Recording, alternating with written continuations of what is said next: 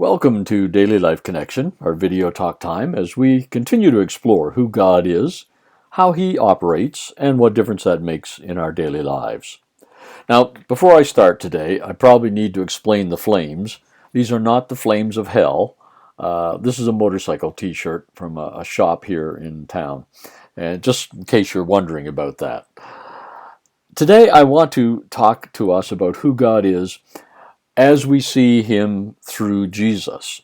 Jesus said, if you've seen me, you've seen the Father. The Father and I are one. So the way we see Jesus operate, work with people, live His daily life, is a reflection, exact representation of who God the Father is. In Mark chapter 10, there's a wonderful story about Jesus going through Jericho, crowd of people around Him, dusty street, and as they're going down the road, there's a blind man off to the side, a beggar, and he's kind of lost in the crowd and the dust, and Jesus' view of him is obscured, most likely. But he's crying out, have mercy on me, have mercy on me. Jesus calls him, hears him, calls him over, and then Jesus says this in verse 51 of Mark chapter 10. Listen to this.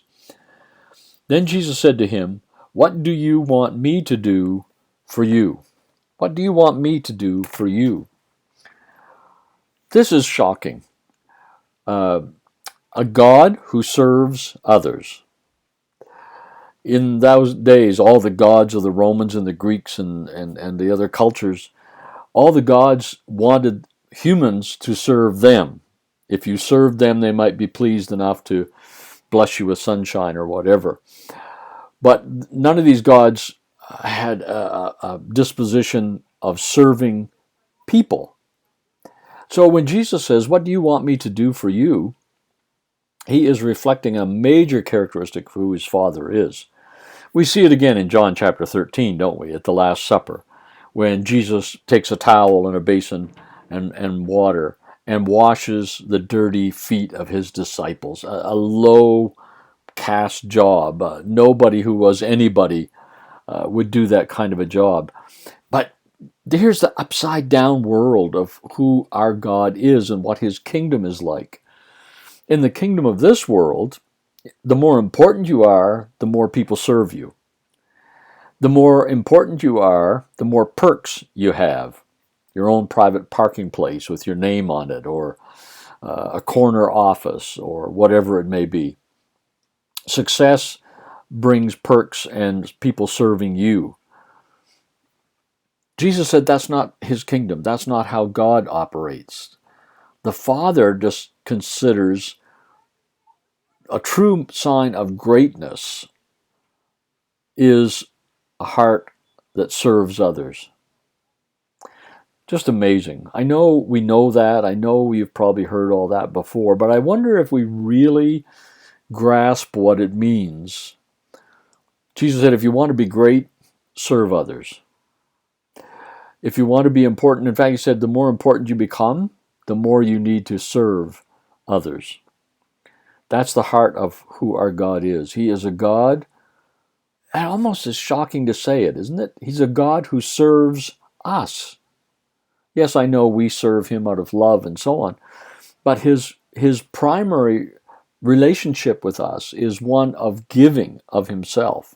I mean, the ultimate was Jesus giving His life on the cross, the Father giving His Son to the world, to serve the world, to save the world. Just amazing. I think it's just amazing.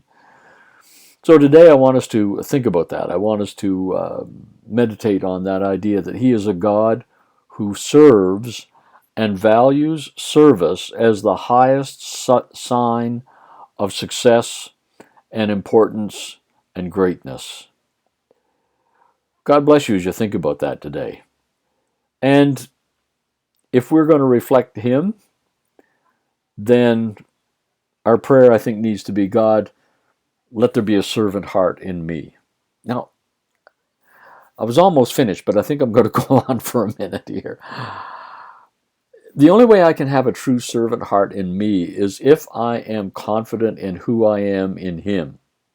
Because you see, when other people serve me, it's to boost my ego, to deal with my low self-esteem. But if I know I'm a beloved child of God, that He loves me excessively, lavishly, extravagantly, no matter what, then I can serve others. I don't have to have those outward signs of ego strokes or signs that people serving me are proof that I'm important.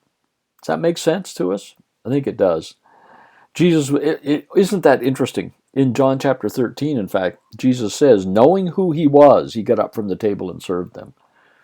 Know who you are today so that you can have a servant heart and reflect who your God is. Well, a second time I'm going to say it. God bless you as you think about this today. Talk tomorrow.